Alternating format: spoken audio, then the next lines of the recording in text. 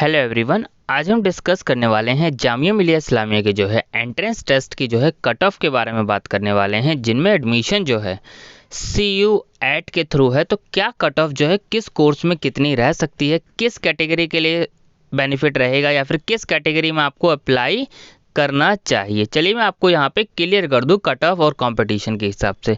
सबसे पहले अगर मैं बात करूँ जो है 4 कोर्सेज के बारे में, जैसे BA honours Turkish language, BA honours French और BA ऑनर्स स्पेनिश और BA ऑनर्स अगर हम बात करें हिंदी, ठीक है।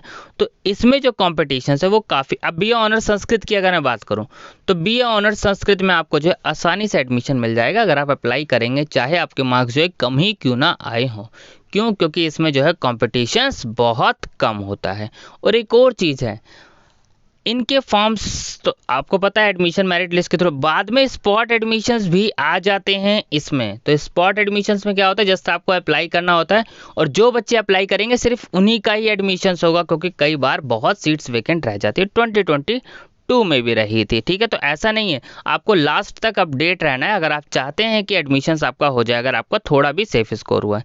अब अगर मैं बात करूं जैसे BA ऑनर्स फ्रेंच या फिर स्पेनिश या फिर तुर्किश लैंग्वेज में, तो अगर आपके जनरल टेस्ट में आपको पता होगा कि जो है 60 क्वेश्चंस 75 में से 60 क्वेश्चन जो है अटेम्प्ट करने थे, लेकिन इस ईयर जो है पेपर पैटर्न जो है चेंज है। तो कितने परसेंट पे मतलब एडमिशन्स हो गया था, कितने परसेंट, मैं 300 में से बता रहा हूँ 22 की कट ऑफ, ठीक है। 2022 की कट ऑफ जो है क्या रही थी, तो 300 में से अगर आप रिजर्वेशन कैटेगरी से थे, जैसे मुस्लिम या फिर मुस्लिम वोमेन या फिर मुस्लिम OBC ST, तो जिन बच्चों के एडमिशन जो है 220 तक के भी थे, एडमिशन जो है उनके हो गए थे। इससे कम वालों का भी हो गया था स्पॉट में, मैं बात कर रहा हूँ इनसे कम वालों का भी हो गया था स्पॉट में। और फर्स्ट लिस्ट में तो बिल्कुल नो डाउट कि फर्स्ट लिस्ट में देखिए कट ऑफ हाई रहती है, और कट ऑफ हाई रहेगी ये लो डिपेंड करेगा जिन कैंडिडेट्स ने अप्लाई किया है उन कैंडिडेट्स के कितने मार्क्स आए हैं। तो अगर आप मुस्लिम कैटेगरी से हैं, मुस्लिम OBC, मुस्लिम ST, मुस्लिम वोमेन, तो अपनी कैटेगरी में अप्लाई किए। वही बात करें अगर हम जनरल के लिए अगर हम बात करें 250 प्लस सेफ स्कोर रहेगा, ठीक है। और स्पॉट एडमिशन के थ्रू इसमें भी कम मार्क्स में एडमिशन्स हुए थे। जनरल में काफ़ी सीट्स जो है वेकेंट्स भी आ जाती हैं।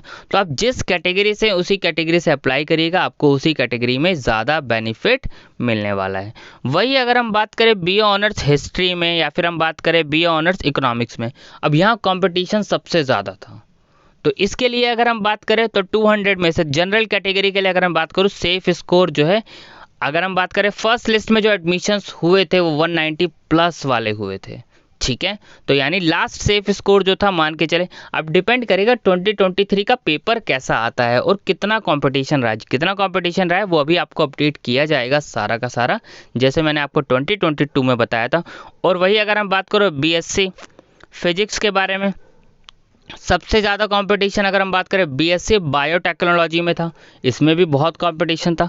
तो ये चीज़ें ज़रूरी मैटर करता है कि कंपटीशंस कितना है, आप एग्ज़ाम अच्छे से देखें। और दूसरा मैटर करेगा फॉर्म में कितने बच्चों ने अप्लाई किया है जामिया को, और जामिया का फॉर्म कितने बच्चों ने भरा है, क्योंकि जिन बच्चों ने फॉर्म भरा है जामिया का वही आपका कंपटीशन है, बाकी आपका कोई कंपटीशंस नहीं है, ठीक है।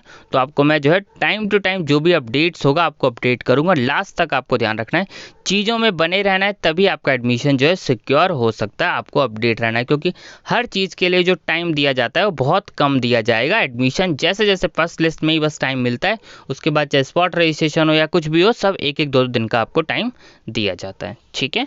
बाकी जैसे जैसे अपडेट्स होगा सब आपको अपडेट कर दिया जाएगा। Thank you.